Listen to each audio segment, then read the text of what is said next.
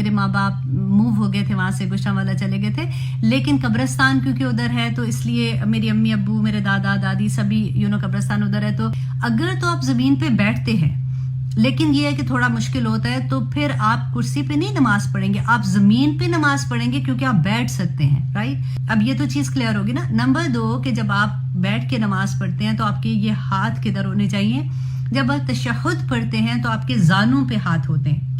ربی اشرح لی صدری ویسر لی امری واحلل عقدۃ من لسانی یفقہوا قولی ربی یسر ولا تعسر وتمم بالخیر وبک نستعین آمین یا الہی آمین۔ اللہم انفعنا بما علمتنا وعلمنا ما ینفعنا وزدنا علما۔ اللہم انی اسألک علما نافعا ورزقا طیبا وعملا متقبلا۔ صلی اللہ علی حبیبہ سیدنا محمد وآلہ وسلم۔ السلام علیکم ورحمۃ اللہ وبرکاتہ۔ آج میں 1 منٹ پہلے آ گئی ہوں کیونکہ یوٹیوب کو میں نے سیٹ کرنا تھا، last time 2 minute 3 minute late ہو گئے تھے، تو مجھے یہ تھا کہ آج میں تھوڑا جلدی جا کے دیکھتی ہوں کہ میں پہلے ابھی مجھے عادت ہو رہی ہے دونوں چینل پہ اکٹھا لائیو کرنے کی۔ الحمدللہ اللہ کا احسان ہے کہ ہو رہا ہے، اور اسپیشلی جو لوگ یوٹیوب میں سن رہے ہیں، اگر آپ ایک میسج کر دیں کہ آپ لوگوں کو آواز آ رہی ہے، ٹھیک ہے، سب کچھ تو لائیو ہے، تو پھر انشاءاللہ ہم لوگ اپنا پروگرام شروع کر دیں گے۔ آپ لوگ بڑے اچھے بچے ہو، سارے ٹائم پہ آ جاتے ہو کلاس میں۔ اللہ سبحانہ تعالیٰ ہمیں سب کو بس میں بار بار یہی کہوں گی کہ ہم کوشش کر رہے ہیں، اللہ سبحانہ تعالیٰ عمل کرنے کی توفیق عطا کرے۔ تھینک یو، یا آپ آ رہی ہے آواز۔ تو آج ہم انشاءاللہ سورۃ المائدہ کی آیت نمبر 105 کریں گے، اور اس سے پہلے آلویز جیسے ہم ایک حدیث کرتے ہیں، مشکات المصابیح کا چیپٹر جو ہے ہمارے پاس نماز کا بیان، اس میں سے ایک حدیث میں آپ کے ساتھ شیئر کروں گی، کیونکہ اکثر یہ ہوتا ہے نا کہ جب بھی کبھی نماز کی بات ہوتی ہے اسپیشلی بچوں کے ساتھ، تو وہ ہاں پڑھ لیتے ہیں، ابھی پڑھ لی تھی، اسپیشلی جو جاب پہ ہوتے ہیں تو گھر میں آ کے اکٹھی نمازیں پڑھ لیں گے، اور کئی دفعہ تو بچے نہیں پڑھتے تو کہتے ہوئے بھی شرم آتی ہے، کتنی دفعہ کہیں گے۔ تو اللہ سبحانہ تعالیٰ سے وہی میں کہوں گی کہ ماں باپ کے لیے بڑا مشکل مقام ہوتا ہے۔ کچھ لوگوں نے جیسے جب مجھے میسیجز کرتے ہیں، اور آپ بلیو کریں کہ ان کا یہ ہوتا ہے کہ بچے نمازی تھے، اور جب تک وہ ہائی اسکول میں تھے میں مسجد میں بھی لے کے جاتی رہی، ان کو پڑھاتی رہی، ان کو سارا کچھ بتاتی رہی، لیکن جیسے وہ کالج چلے گئے ہیں تو بچے نماز نہیں پڑھ رہے، اب اس طرح سے ہو گیا، میں کیا کروں؟ بات یہ ہوتی ہے کہ ہم بڑے آرام سے یہ کہہ دیتے ہیں نا کہ بس آپ انشاءاللہ دعا کریں، اللہ سبحانہ تعالیٰ آسانیاں کر دیں گے، لیکن میں آنیسٹلی میں اس درد کو فیل کر سکتی ہوں ایز اے مدر کہ جن ماؤں نے اتنی محنت کی ہوتی ہے اور آخر میں کبھی ایسے ہو جاتا ہے تو پھر ان کی کیا حالت ہوتی ہے۔ لیکن انشاءاللہ اگر آپ نے ان کی بیس بنائی ہوئی ہے نا تو اللہ سبحانہ تعالیٰ ان کو واپس اس میں لے آئیں گے۔ آپ بس دعا کرتے رہیں، اللہ سبحانہ تعالیٰ آسانیاں کریں گے، کیونکہ ابھی میں نماز کا ہی چیپٹر پڑھ رہی تھی، اور آپ کا جب میں نے یہ پڑھا تھا، آپ کا میسج پڑھا تھا، اور میں نے آپ کو یہ کہا تھا کہ میں آپ کو ڈیٹیل میں انشاءاللہ بات کروں گی، تو میں نے اسی لیے آج میں نے سوچا کہ ہم سب بھی، کیونکہ ہم سب کسی نہ کسی لیول سے اسی طرح سے گزر رہے ہوتے ہیں ان سچویشن سے، تو اس لیے میں نے کہا کہ ہم سب اس بات کے بارے میں ہی بات کر لیں کہ حضرت ابو دردہ کہتے ہیں کہ میرے محبوب نبی صلی اللہ علیہ وسلم نے فرمایا، انہوں نے کیا کہا تھا ان کو کہ وصیت کیا کی کہ اے ابو دردہ، کبھی فرض نماز کو جان بوجھ کر مت چھوڑنا، کبھی فرض نماز کو جان بوجھ کر نہ چھوڑنا، اللہ اپنا ذمہ اس شخص سے بری کر لیتا ہے جو فرض نماز جان بوجھ کر چھوڑتا ہے۔ اللہ اکبر، مینس کیا کہ اللہ اپنی امان اٹھا لیتے ہیں، اللہ سبحانہ تعالیٰ اپنی حفاظت اٹھا لیتے ہیں، کیونکہ یہ اللہ کی مخلوق ہے نا۔ ہمیں دیکھیں دن میں کتنی دفعہ پریشانیاں آتی ہیں، مشکلیں آتی ہیں، لیکن جو نماز فرض پڑھتے ہیں اللہ سبحانہ تعالیٰ کتنی دفعہ ایسا ہوتا ہے کہ مشکلیں آتے آتے رک جاتی ہیں۔ اللہ سبحانہ تعالیٰ کا وعدہ دیکھیں، نبی صلی اللہ علیہ وسلم نے وعدہ کیا تو وہ نبی صلی اللہ علیہ وسلم کا تو ہر وعدہ سچا ہے۔ تو صحابہ کی زندگی میں اب دیکھیں وہ کسی عمل کو، کوئی عمل جو ہے اس کو چھوڑنے کو کفر نہیں سمجھتے تھے سوائے نماز کے، سوائے نماز کے کفر نہیں سمجھتے تھے۔ کتنا بڑا کلمہ ہے یہ، کتنی بڑی بات ہے۔ اور آج آپ دیکھیے کہ ہم کتنے آرام سے ہم نماز وقت آتا ہے، اللہ نہ کرے ہم میں سے کوئی بھی ایسا ہو، لیکن میں ایک عام بات کر رہی ہوں کہ آپ دیکھیے اب تو خیر کرونا کی وجہ سے پارٹیز ایسے نہیں ہو رہی ہیں، شادیاں ویسے نہیں ہو رہی ہیں، لیکن آپ دیکھیے شادیوں پہ نماز کا ٹائم ہوتا ہے مغرب کا، اور کھانا کھل جاتا ہے، اور نماز کو چھوڑ کے, دیکھیں یہ کیا تھا, فرض نماز کو نہیں چھوڑنا, نماز کو چھوڑ کے لوگ کھانے کی طرف بھاگ رہے ہوتے ہیں. اور آرام سے ہمارے ذہن میں ایک تو یہ والی چیز اتنی آ گئی ہے نا کہ اللہ رحمان ہے رحیم ہے, معاف کر دیں گے. لوگوں کے ساتھ معاملے جو ہیں ان کی طرف دھیان دیتے ہیں زیادہ, لیکن وہ بھی نہیں پورے کر پاتے نا, تو اللہ تو ہمیں معاف کر دیں گے. لیکن دیکھیں یہ فرض جو ہے نا ہمارے, یہ بہت بڑی چیز ہے, ہم ان کو نہیں چھوڑ سکتے ایسے. اور صحابہ کو دیکھیں کہ کیونکہ اس زمانے میں اب دیکھیں یہ کانسیپٹ ہی نہیں تھا کہ کوئی نماز نہیں پڑھے. مسجد میں سارے آدمی مسجد میں جایا کرتے تھے نماز پڑھنے کے لیے, اور گھروں میں عورتیں نماز پڑھا کرتی تھیں, یا وہ مسجد میں جانے کی اجازت تھی ان کو, وہ جا سکتی تھی. لیکن دا تھنگ از کہ کوئی یہ سوچ بھی نہیں سکتا تھا. منافق تک کی پہچان اس لیے نہیں ہوتی تھی کیونکہ منافق بھی نماز پڑھتے تھے. کسی کو آپ کسی کا دل کا حال تو نہیں جانتے نا, سوائے اس کے جو نماز نہیں پڑھتا تھا, دیٹ مینس کہ وہ کفر کر رہا ہے, مطلب کافر ہے, وہ اس لیے نماز نہیں پڑھا نا, وہ مسلمان نہیں ہے. تو آج آپ دیکھیں, اب بازار میں اگر آپ ہوتے ہیں, آپ دیکھو کبھی نماز کا ٹائم ہوتا ہے تو اس وقت کیا ہوتا ہے, بس الحمدللہ اللہ کا احسان ہے کہ بہت سے گھروں میں ایسا ہے ابھی بھی الحمدللہ. لیکن میں جنرل بات کر رہی ہوں کہ زیادہ تر ہم کیا دیکھ رہے ہوتے ہیں. اس کے علاوہ دیکھیے ایک کویسچن تھا بٹیا باجی کا فرام ڈسکا, اور مزے کی بات ہے ڈسکا کا نام سنتے ہی کوئی ایسا ہو نہیں سکتا کہ میں سوال اس میسج کو غور سے نہ پڑھوں, کیونکہ ڈسکا میری جگہ ہے جہاں پہ میں بڑی ہوئی تھی, میرا اسکول وہاں کا تھا, میں وہاں پہ رہی تھی. شادی کے بعد میں لاہور آئی تھی, تو ڈسکا کا نام سنتے ہی, ایون وہ ٹی وی پہ بھی نام آتا ہے نا ڈسکا کا, اچھی خبر ہو یا بری خبر ہو, خبر مجھے نہیں پتا ہوتی کیا ہے. کبھی ایسا ہوتا ہے نا کہ ڈسکا کی کوئی خبر آتی ہے تو نام صرف ایک لکھا ہوا دیکھ کے اتنی دل کو تسلی ہوتی ہے اور اتنی خوشی ہوتی ہے, کیونکہ اب میرا گھر تو ادھر نہیں ہے, میرے ماں باپ موو ہو گئے تھے وہاں سے, گوشتانوالا چلے گئے تھے, لیکن قبرستان کیونکہ ادھر ہے تو اس لیے میری امی ابو میرے دادا دادی سبھی قبرستان ادھر ہے. تو جب بھی میں پاکستان جاتی ہوں تو میں ڈسکا ضرور جاتی ہوں قبرستان کی وجہ سے, اور پھر کافی لو ونز ادھر ہیں جن کو میں وہاں پہ ملتی ہوں. تو بٹیا باجی کا یہ سوال تھا, اور انہوں نے مجھے کہا کہ ایک چھوٹی سی ویڈیو بنا دو, کیونکہ یہ ایسا سوال ہے, یہ بہت کامن. تو یہی میں نے سوچا کہ یہ بھی میں آن لائن ہی ہم لوگ ڈسکس کر لیتے ہیں اس بات کو, کہ جب ہم نماز پڑھتے ہیں,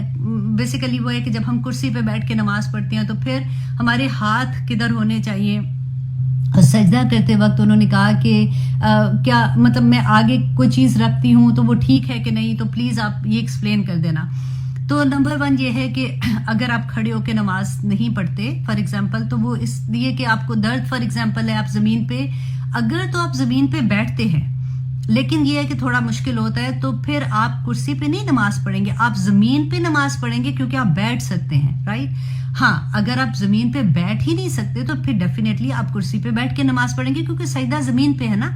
اچھا نمبر 2, اب یہ تو چیز کلیئر ہوگی نا. نمبر 2 کہ جب آپ بیٹھ کے نماز پڑھتے ہیں تو آپ کے یہ ہاتھ کدھر ہونے چاہیے. جب آپ تشہد پڑھتے ہیں تو آپ کے زانوں پہ ہاتھ ہوتے ہیں, ٹھیک ہے, زانوں پہ ہاتھ ہوتے ہیں. لیکن جب آپ سجدہ اور رکوع کرتے ہیں تو آپ کے ہاتھ اپنے گھٹنوں کی طرف ہوتے ہیں, گھٹنوں کے پاس ہوتے ہیں, رائٹ. اچھا اب وہاں پہ بعض دفعہ لوگ کیا کہتے ہیں, کچھ لوگ ہاتھ آگے نکال دیتے ہیں سجدہ کرتے ہوئے, کچھ ہاتھ اوپر کر کے یوں کرنے کی کوشش کرتے ہیں. تو ہاتھ نہیں ہلانے, سجدہ ہمارے سر کا ہوتا ہے, ہاتھ اپنے گھٹنوں پہ رکھنے ہیں, اور آپ جب آپ نے رکوع کرنا ہے تو آپ سر تھوڑا سا جھکائیں گے, سجدے میں آپ تھوڑا سا زیادہ سر جھکا دیں گے, ٹھیک ہے. بس اتنا, جتنا, ایسا نہیں کہ بہت تکلیف میں, بالکل. کئی دفعہ مسجد میں یہ دیکھتے ہیں, کیونکہ تراویحوں میں اکثر ہم لوگ جاتے ہیں نا, تو ہوتا ہے کہ وہ لوگ مشکل میں آ کے کرسی پہ بیٹھے ہوتے ہیں, بہت نیچے جھک جاتے ہیں. اتنا جھکنے کی ضرورت نہیں ہے. رکوع میں تھوڑا زیادہ تھوڑا جھکتے ہیں, اور سجدے میں اس سے زیادہ جھکتے ہیں, اور ہاتھ اپنے گھٹنوں پہ رکھنے ہیں, تشہد میں اپنے زانوں پہ رکھنے ہیں. اچھا جہاں تک یہ کہ آگے کوئی چیز, بعض دفعہ لوگ ہوتے ہیں, کیونکہ میرے جیسے سسر تھے, وہ جب نماز پڑھتے تھے تو میں نے دیکھا ان کو کہ انہوں نے کرسی پہ بیٹھ کے نماز پڑھتے تھے, کیونکہ ان سے زمین پہ نہیں بیٹھا جاتا تھا. تو وہ پھر آگے چھوٹی سی ایک ٹیبل رکھ دیتے تھے, پھر اس کے اوپر وہ بکس ہوتی تھیں, اس کے اوپر ایک تکیا ہوتا تھا, پھر وہاں پہ وہ سجدہ کرتے تھے. تو پھر جب میں نے ان کو پھر بتایا کہ آپ ایسے نہیں کر سکتے, یہ نبی صلی اللہ علیہ وسلم نے منع کیا تھا, بلکہ ایک صحابی ایسے نماز پڑھے تھے, انہوں نے وہ چیز آگے سے ہٹا دی کہ سجدہ جو ہے وہ ایسے نہیں, یہ شرک ہو جاتا ہے. بیسیکلی آپ کسی اور کو سجدہ کرتے ہیں تو سجدہ صرف سر کے اشارے سے کرنا ہے. تو وہ ان کے لیے بڑا مشکل تھا, کیونکہ ان کو اتنی عادت تھی نا, تو وہ کہتے تھے کہ تسلی نہیں ہوتی ہے. اور ہوتا ہے, ہمارے ساتھ یہی ہوتا ہے کہ کبھی کوئی عادت پرانی ہوتی ہے, جب ہم چھوڑنے کے لیے ہوتا ہے تو ہمیں بڑی مشکل لگتی ہے بات, کہ وہ تسلی نہیں دل کو ہوتی. لیکن پھر جب میں نے ان کو سمجھائی یہ بات تو الحمدللہ پھر ان کو سمجھ آ گئی تھی, اور اس کے بعد وہ نہیں کرتے تھے. تو آئی ہوپ انشاءاللہ آپ لوگوں کو بھی یہ بات کلیئر ہو گئی ہوگی کہ سجدہ کسی چیز کو آگے رکھ کے نہیں کرنا، سجدے کے لیے صرف سر کا اشارہ ہے اور ہاتھ اپنے کہاں رکھنے ہیں، یہ بھی چیز کلیئر ہوگی الحمدللہ۔ تو آئیے اب ہم اپنے سبق کی طرف آتے ہیں کہ ہم نے سورۃ المائدہ کی آیت نمبر 105 آج کرنی ہے۔ الحمدللہ بالکل ہم پاس ختم ہو رہی ہے سورۃ مائدہ، اور سورۃ مائدہ از دا لاسٹ سورت جو احکامات سے بھری ہوئی سورت تھی۔ اتنے احکامات ہم نے پڑھے اور اتنی دفعہ ہم نے پڑھا کہ اللہ سبحانہ تعالیٰ بار بار ایک بات کہتے ہیں، یا ایھا الذین آمنوا، یا ایھا الذین آمنوا، اے لوگو جو ایمان لائے ہو۔ اور ہمیشہ جہاں پہ یا ایھا الذین آمنوا کا لفظ ہے آگے کوئی حکم ہوتا ہے اللہ سبحانہ تعالیٰ کی طرف سے، دیکھو ایسے نہ کرنا، دیکھو ایسے نہ کرنا۔ تو اللہ سبحانہ تعالیٰ ہمیں توفیق عطا کرے کہ ہم اس سورہ کو نہ صرف اتنے شوق سے جیسے ہم پڑھ رہے ہیں، میں دیکھتی ہوں آپ لوگوں کے میسیجز، آپ لوگوں کے جتنا آپ لوگ اس سن رہے بھی ہوتے ہیں، اور ڈیفینیٹلی آپ دوسرے میڈیمز پہ بھی سنتے ہیں لوگوں کو، بس دعا کریں کہ اللہ سبحانہ تعالیٰ ہمارے عمل میں ڈھال دے۔ ہر دفعہ میں یہی بات کہتی ہوں، اور میں اپنے آپ کو جب میں اونچی بولتی ہوں بیسیکلی میں اپنے آپ کو سنا رہی ہوتی ہوں، کیونکہ کہنا آسان ہے، عمل کرنا بہت مشکل ہو جاتا ہے۔ اللہ سبحانہ تعالیٰ ہمارے لیے آسانیاں کرے۔ آیت نمبر 104 میں ہم نے پڑھا تھا کہ اللہ سبحانہ تعالیٰ نے ایک ہمیں بہت اچھے سے یہ بات بتائی کہ دیکھو اگر تمہارے ماں باپ یا آباء و اجداد میں سے کوئی ہدایت پر نہیں ہے، اگر وہ کوئی ایسی غلط چیز میں مبتلا ہے، مینس کہ وہ ایسی رسومات کرتے ہیں جو اسلام میں نہیں ہے، تو پھر تم وہ والی حرکت نہ کرو۔ اور اب کیا ہے، ہم نے بہت ڈیٹیل سے اس کو سمجھا تھا کہ اگر والدین، اللہ سبحانہ تعالیٰ نے کہا اولو کان آباؤہم لا یعلمون شیئا ولا یہتدون، کہ اگرچہ تمہارے آباء و اجداد کوئی علم نہیں رکھتے تھے یا پھر ان کو ہدایت نہیں تھی، تو پھر بھی تم وہی کام کرو گے جو انہوں نے کیا تھا، تو ہم وہ نہیں کر سکتے نا۔ اب یہ اگلی آیت میں اسی کا جواب ہے، کیونکہ جب ہمیں یہ احساس ہو جاتا ہے کہ یہ چیز جو ہے اس کی اسلام میں اجازت نہیں ہے، ہمارے ماں باپ کیونکہ معصوم تھے، ان کے پاس اس طرح کا علم نہیں تھا، اللہ سبحانہ تعالیٰ ان کی مغفرت کرے، اگر وہ کوئی ایسی چیز کرتے تھے تو اب ہم کیا کریں؟ اب اگر ہمیں سمجھ آتی ہے پھر ہم اپنے ماں باپ کو کہیں گے یا بہن بھائیوں کو کہیں گے یا دوستوں کو کہیں گے کہ دیکھو یہ چیز ٹھیک نہیں ہے، تو پھر کیا ہوگا آپ کو پتہ ہے نا، پھر وہ جو ڈانٹ پڑے گی اور پھر وہ جو بےزتی ہوگی کہ کیا تم نے نیا نیا اسلام تمہیں زیادہ آگے ہے، تمہیں زیادہ پتہ ہے کیا، کیونکہ سنتے نہیں ہے نا۔ اب پھر کیا کریں، ڈر جاتے ہیں ہم لوگ کہ اب کتنی اگر کہیں گے تو مائنڈ کر جائیں گے، اسپیشلی سسرال میں تو بہت ہی ڈر لگتا ہے کہ ہم ان کو کیا کہیں گے ماں باپ کو، تو پھر تھوڑا سا کہہ دیتے کہ کیا ہے امی میں بتا رہی ہوں اب یہ بات ایسے نہیں ہے۔ اچھا، اب اللہ سبحانہ تعالیٰ کہتے ہیں یا ایھا الذین آمنو، اے لوگو جو ایمان لائے ہو، علیکم تم پر ہے بچنا، انفسکم تمہاری اپنی جانوں کا، کہ تم پر تمہاری اپنی جانوں کا بچنا ضروری ہے، لا یضرکم نہیں نقصان دے گا تمہیں، من ضل جو بھٹک گیا، کہ جو اگر بھٹکا ہوا ہے، وہ اگر تمہارے ماں باپ ہیں، دوست ہیں، اولاد ہے، کوئی بھی ہے، وہ تمہیں نقصان نہیں دے سکتا، اذا اہتدیتم جبکہ تم خود ہدایت پر ہو، اللہ مرجعکم تو اللہ ہی کی طرف جانا ہے تم سب کو، جمیعا تم سب کو آخر میں اللہ سبحانہ تعالیٰ کی طرف جانا ہے، فَيُنَبِّئُكُم تو پھر بتائے گا وہ تمہیں، بما کنتم تعملون کہ تم جو کچھ کرتے تھے اللہ سبحانہ تعالیٰ بتا دیں گے۔ اب یہاں پہ اس آیت کو پڑھ کے ایک ذہن میں، اور صحابہ کے بھی یہ ہوا تھا، میں آپ کو ابھی انشاءاللہ اس کی حدیث بھی بتا دیتی ہوں، اس کا شان نزول بھی تھا کہ کیا ہوتا ہے کہ اس آیت کو پڑھ کے یہ لگتا ہے کہ اللہ سبحانہ تعالیٰ کہتے ہیں دیکھو تم اپنی جانوں کی فکر کرو، اور جو خود بھٹکا ہوا ہے وہ تمہیں اس کی فکر کرنے کی ضرورت نہیں ہے، تم اپنی جانوں کی فکر کرو۔ یہی اس آیت سے مطلب لیا تھا کچھ صحابہ نے بھی، تو حضرت ابوبکر نے اس کے بارے میں کیا کہا تھا کہ انہوں نے اللہ کی حمد و ثنا پیش کرنے کے بعد فرمایا، لوگو یہ آیت تم تلاوت کرتے ہو کہ اے ایمان والو تم اپنی فکر کرو، جب تم ہدایت پر ہو تو کسی کی گمراہی سے تمہیں کوئی ضرر نہیں پہنچے گا، تم اس آیت کا غلط مطلب لیتے ہو۔ ہم نے نبی صلی اللہ علیہ وسلم کو فرماتے سنا کہ جب لوگ ظالم کو دیکھیں اور اس کے ہاتھوں کو نہ پکڑے تو اللہ ان سب پر عذاب لے آئے گا۔ اللہ اکبر،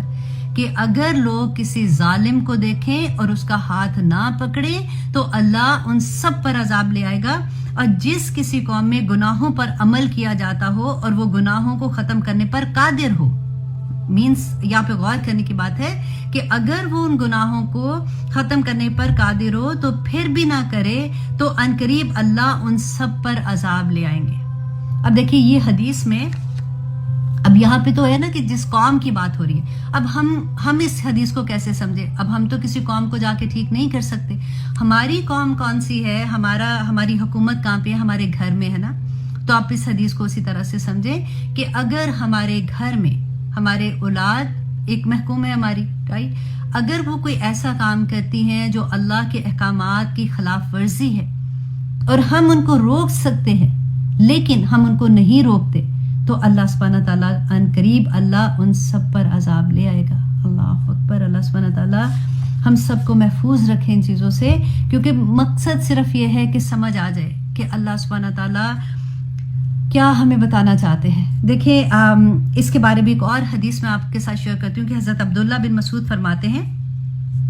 کہ رسول اللہ صلی اللہ علیہ وسلم نے فرمایا کہ بنی اسرائیل میں جو ان کے بڑے بڑے تھے نا، جیسے جو علماء تھے ان کے، وہ کیا کرتے تھے جب ان میں اتنی برائیاں پھیل گئیں کہ ان کے جو علماء تھے وہ ان کو منع کرتے تھے۔ ایسا نہیں تھا کہ وہ ان کو منع نہیں کرتے، ان کو منع کرتے تھے، ان کو سمجھاتے تھے، لیکن وہ سنتے نہیں تھے کیونکہ اتنی برائیاں پھیل گئی تھیں کہ ہر طرف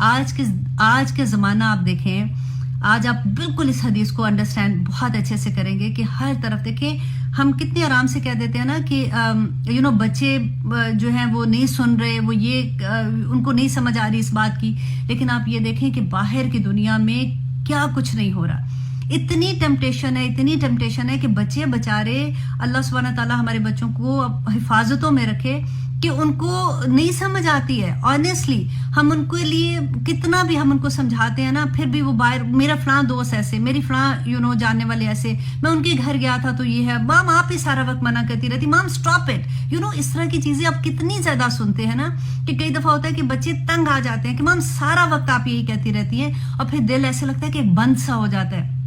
کہ یا اللہ میں کیا کروں، میرے پاس تو یہ اتنی سی اولاد ہے نا جو 2 3 4 اللہ سبحانہ تعالیٰ نے نعمتیں دی ہوئی ہیں، تو میں تو ان کو بھی نہیں کہہ سکتی ہوں، میں کیسے ان کو سمجھاؤں۔ یہ بڑا مشکل مقام ہو جاتا ہے ماں باپ کے لیے۔ اللہ سبحانہ تعالیٰ ہمارے سب کے لیے آسانیاں کرے۔ تو اب یہ بنی اسرائیل کے جو علماء تھے نا، وہ ان کو منع کرتے تھے، اب وہ نہیں سمجھتے تھے تو سنتے نہیں تھے، تو ان کے علماء نے کیا کرنا شروع کیا کہ ان کی مجلسوں میں پھر بیٹھنا شروع کر دیا۔ مطلب ویسے ہی پارٹیز میں اب ایگزامپل لیجئے کہ آپ اپنے دوست ہیں، آپ کو لگتا ہے کہ یہ غلط کام کر رہے ہیں، آپ ان کو سمجھاتے ہیں، وہ نہیں سمجھ رہے اور آپ کو پتہ ہے کہ یہ غلط ہی کام کر رہے ہیں، لیکن پھر آپ ان میں ملنا شروع ہو جاتے ہیں، اسی طرح سے ان میں بیٹھتے ہیں، پارٹیز میں بھی جاتے ہیں، کہتے ہیں کیا تو میں نے دیا تھا، وہ نہیں سنتی، اس کی پارٹی ہے، مجھے کیا اس سے فرق پڑنا ہے۔ تو اب آپ غور کیجئے گا اس حدیث پہ کہ وہ کیا کرتے تھے، ان کی مجلسوں میں بیٹھتے تھے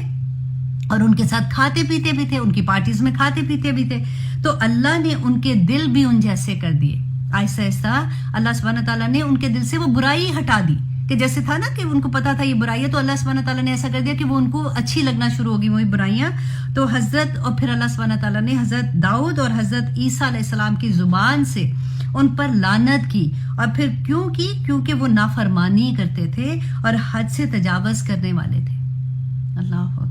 اور پھر دیکھیے کہ رسول اللہ صلی اللہ علیہ وسلم یہ جب حدیث بتا رہے تھے نا، یہ بات بتا رہے تھے صحابہ کو، تو ٹیک لگا کے بیٹھے ہوئے تھے، تو ان کو بتاتے بتاتے نبی صلی اللہ علیہ وسلم ایک دم سیدھے ہو کے بیٹھ گئے، اور انہوں نے کہا کہ فرمایا اس ذات کی قسم جس کے قبضے میں میری جان ہے، تم ضرور نیکی کا حکم دیتے رہنا اور برائی کو روکتے رہنا اور ظالموں کا ہاتھ پکڑ لینا اور انہیں حق پر عمل کرنے پر مجبور کر دینا۔ ہم تو بڑے آرام سے اپنی وہ کہتے ہیں نا کنی چھڑا لیتے ہیں، یہ کہہ تو دیا تھا، اب ہمیں کیا، تو دیکھیں کہ ان کو مجبور کر دینا۔ اللہ کرے کہ بس ہمیں یہ سمجھ آ جائے، کیونکہ آنیسٹلی جب میں لیکچر تیار کر رہی ہوتی ہوں تو ہوتا ہے نا جیسے کہ بندے رونگٹے کھڑے ہو جاتے ہیں کئی دفعہ، اور ہر دفعہ ایسی چیز ہوتی ہے، میں ہر دفعہ آپ کو یہ کہتی ہوں کہ آج کا جو لیکچر ہے وہ ایسا ہے کہ بس اگر یہ سمجھ آ جائے تو ہماری زندگی بن جائے گی۔ اور آج کے لیکچر میں قیامت کا ذکر آئے گا انشاءاللہ، وہاں پہ میں آپ کو میں جب آیات پک کر رہی تھی مجھے سمجھ نہیں آ رہی تھی کہ میں قرآن کی کون سی آیات پک کروں اور کون سی رکھوں اور کون سی چھوڑوں، کیونکہ اتنا تھوڑا وقت ہوتا ہے کہ اس کے اندر اتنا سارا کچھ بتانا ممکن نہیں ہوتا۔ اور پھر جب سمجھ آتی ہے تو آنیسٹلی وہ بات یاد آتی ہے کہ نبی صلی اللہ علیہ وسلم نے کہا تھا کہ اگر تم وہ چیزیں دیکھ لو، کیونکہ غائب کا تو پردہ ہے نا، جو مجھے نظر آتی ہیں، تو تم کم ہنسو اور زیادہ رو۔ اللہ اکبر۔ اچھا جی، اب یہاں پہ جو اللہ سبحانہ تعالیٰ نے ایک بات بتائی تھی کہ اے لوگوں جو ایمان لائے ہو، تم پر تمہارے اپنے نفسوں کا بچانا ضروری ہے، مینس کہ جب تم نے امر بالمعروف نہی عن المنکر کر دیا، تم لوگوں کو بتا رہے ہو، تم ان کو سمجھا رہے ہو، وہ پھر بھی نہیں سمجھتے، تو دیکھیں یہ اتنا خوبصورت ایک پیغام ہے کہ ایک ڈپریشن سے بندہ نکل آتا ہے، کہ اللہ سبحانہ تعالیٰ کہتے ہیں کہ پھر اگر وہ جو کر رہے ہیں تو تمہارا ذمہ اسے بری اللہ سبحانہ تعالیٰ کر دیتے، کیونکہ تم نے اپنا کام کر دیا۔ तुमने अपना सारी पूरी वो कहते हैं ना कि नेक नियति से तुमने उनके लिए सब कुछ कर लिया, अगर वो फिर भी नहीं सुनते हैं तो तुम्हारे पर उनका गुनाह नहीं। तो रसूलुल्लाह सल्लल्लाहु अलैहि वसल्लम ने जब देखा 4000 दिनार, तो उन्होंने कहा कि अब्दुर्रहमान घर में क्या छोड़ा है? तो उन्होंने कहा कि इसका आधा मैं घर पे छोड़ के आया हूँ, ये आधा है। तो रसूलुल्लाह खुश हो गए और उन्होंने सल्लल्लाहु अलैहि वसल्लम तो उन्होंने फरमाया कि अब्दुर्रहमान, अल्लाह सुब्हानहू व तआला तुम्हारे माल में बरकत अता करे। तो कहते हैं कि अब्दुर्रहमान बिन औफ खुद कहा करते थे, इवन सहाबा भी साथ कहते थे कि उस दुआ के बाद से अब्दुर्रहमान मट्टी को भी हाथ लगाते थे तो सोना बन जाती थी, इतना अल्लाह ने उन पे अपना करम किया था। कहते हैं कि इसके बाद मदीना में एक दफ़ा क्या हुआ कि फिर बहुत अल्लाह सुब्हानहू व तआला ने इन पे फजल किया अपना। तो एक दिन कहते हैं कि देखा कि जैसे रेत का, मदीना में उस वक़्त सड़कें तो इस तरह वाली नहीं थी ना कि रेत का तूफ़ान होता है, जैसे जानवर चलते हैं ना तो रेत उड़ती है जैसे, तो ऐसा जैसे रेत का तूफ़ान आ गया है कि लोग घरों से निकल के बाहर आए कि क्या हो गया है। इवन कहते हैं कि हज़रत आयशा रज़ी अल्लाह अन्हा वो भी बाहर आके उन्होंने पूछा कि क्या हुआ है, मतलब क्या हो रहा है यहाँ पे? तो लोगों ने कहा कि अब्दुर्रहमान का काफ़िला आया है। तो उन्होंने कहा काफ़िला आया है, क्या कोई काफ़िला इतना बड़ा भी हो सकता है? तो अब्दुर्रहमान बिन औफ कहते हैं कि उनके 700 ऊँट माल से भरे हुए, और वो मदीना के ऐन दरमियान में उन्होंने आके उनको रोका, और फिर वो पूरे के पूरा जितना माल था वो रोते जाते थे और गरीबों में तकसीम करते जाते थे, यहाँ तक कि 700 ऊँट का, आखिरी ऊँट का भी माल उन्होंने तकसीम कर दिया। इतनी दरिया दिली और सखावत के बावजूद जब इनका इंतकाल हुआ ना, तो कहते हैं कि इनकी विरासत में 1000 ऊँट, 1000 घोड़े और 3000 बकरियां थी। और इसके अलावा कहा जाता है कि इनके तरका में जो इन्होंने छोड़ा था, जो इनका सोना था, उस जमाने में रुपए नहीं ना होते थे जैसे हमारे डॉलर्स हैं, रुपए हैं, तो उस जमाने में तो सोने से ही लेन देन होती थी, सोना इज अ मनी, राइट? तो कहते हैं कि जो सोना था ना वो इतना था कि जब उसको काटने के लिए, वो बड़े बड़े स्लैब की तरह काटने के लिए जो मजदूर रखे बुलाए थे, उनके हाथों में छाले पड़ गए थे। अल्लाह अकबर। अब्दुर्रहमान बिन औफ की 4 बीवियां थी, हर बीवी की विरासत में 1 लाख दिनार आया था, 1 लाख दिनार। अगर आप वो पाकिस्तानी रुपयों में आप देखते हैं तो 2 अरब 3 करोड़ 78,075 रुपये बनता है। ये एक बीवी का हिस्सा था जो उसको मिला था। तो जो हिस्सा देने के बाद जो बाकी उनके बचे थे वो थे 32 लाख दिनार, उनके जो बाकी बच गए थे। वो कहते हैं कि अगर उसको अंदाज़ा लगाया जाए पाकिस्तानी रुपीस में तो 51 अरब। आप देखिए आजकल हम ऐसे ही प्रेस हो जाते हैं, फलां के पास कैसे कैसे हम, ये सहाबा थे, खाली हाथ आए थे मदीना में और अल्लाह सुब्हानहू तआला ने उनको कैसे नवाजा था। 51 अरब 74 करोड़ 77,82,400 रुपये बनता है, इसको अगर तकसीम किया जाए। तो कहते हैं कि सारी जिंदगी, और इतने सिंपल थे कि अगर अपने गुलामों, बेशुमार गुलाम थे उनके, अगर गुलामों के दरमियान में अपने जो काम करने वाले भी थे ना, उनके दरमियान में चल रहे होते थे तो कोई पहचान भी नहीं सकता था कि ये उनका मालिक है। इस तरह का हाल था उनका। और वो कहा करते थे कि उनकी ज़िंदगी के जो असूल थे कारोबार के, नंबर 1 ये कि उन्होंने कहा कि कभी उधार माल लेके मैंने काम नहीं किया। नंबर 2 कि उधार माल बेचा नहीं कभी भी। नंबर 3 ये कि कभी माल को रोका नहीं, मतलब जमा नहीं किया कि आज ज़रूरत है तो चलो जी अभी रोक लेता हूँ, तो कल को जब लोगों को ऐसा होगा तो फिर मैं इसको ज़्यादा कीमत पे बेचूंगा। कभी उन्होंने माल को रोका नहीं। और यहाँ तक कि अगर उनका माल होता था और उनको ये होता था कि मैं कम कीमत पे भी बेच के ताकि ये माल निकल जाए और फिर मैं उसी से अगला माल ले लूँगा, तो ये उनका एक असूल था। और उन्होंने चौथी बात ये कही कि मैंने अपने माल का ऐब कभी किसी से छुपाया नहीं। बेचने वाले को वो अगर माल में कोई ऐब होता था तो उसको बताते थे उनको। अच्छा, इसके बाद मैंने एक हदीस जो पढ़ी ना, तो मुझे इतना अच्छा लगा कि हम मुसलमान जो है ना, अक्सर चीज़ें हम अपनी असल बेसिकली भूल जाते हैं कि रसूलुल्लाह सल्लल्लाहु अलैहि वसल्लम ने फरमाया कि रिस्क के 10 दरवाजे हैं। कितने दरवाजे हैं? 10 दरवाजे हैं। ان میں سے 9 دروازے جو ہے نا جو تجارت کرتے ہیں، اپنا بزنس خود کرتے ہیں، انٹرپرنور جیسے کہتے ہیں نا، خود سے کرتے ہیں. 9 دروازے رزق کے جو ہے نا وہ تجارت کی وجہ سے کھلتے ہیں. باقی ایک جو ہے نا وہ پھر سارے اس میں شامل ہو جاتے ہیں. نوکری کرنا جو ہے نا وہ ایکچولی اسلام میں کوئی زیادہ پسندیدہ چیز نہیں ہے. اللہ پاک ہمیں تجارت کرنے کی توفیق دے اور اسلامی اصول پر چل کے تجارت کرنے کی توفیق دے، کیونکہ اس میں بڑی برکتیں ہیں. آمین ثم آمین. تو یہ تھا. میں کوشش کرتی ہوں کہ ونس ان وائل میں آپ کو کبھی کسی صحابہ، کبھی صحابیات، اور کبھی اس طرح سے میں نے بیچ میں آپ کو کچھ اور بھی ٹاپکس پہ بات کی تھی. تو آج میں نے کہا چلو عبد الرحمن بن عوف کے بارے میں بات کرتے ہیں اور دیکھتے ہیں کہ اتنے تھوڑے عرصے میں اللہ سبحانہ تعالیٰ نے کیسے، اور نہ صرف یہ ایک صحابی تھے، بڑے بڑے صحابیات انشاءاللہ میں آپ کو ان کے بارے میں بھی بتاؤں گی. تو آئیے جناب ہم اپنے سبق کی طرف آتے ہیں. ہم سورۃ نحل کر رہے ہیں اور ہم نے دیکھا تھا کہ آج انشاءاللہ ہم اس کی آیت نمبر 38 کریں گے. ٹھیک ہے جی. ہم نے لاسٹ کیا دیکھ رہے تھے کہ اللہ سبحانہ تعالیٰ نے فرمایا کہ اللہ ہدایت نہیں دیتا، لا یہدی من یضل، جو گمراہ کرتا ہے، وما ہدایت نہیں دیتا اسے جسے وہ گمراہ کرتا ہے، وما لہم من ناصرین، اور ان کے لیے کوئی مددگار نہیں ہوتا.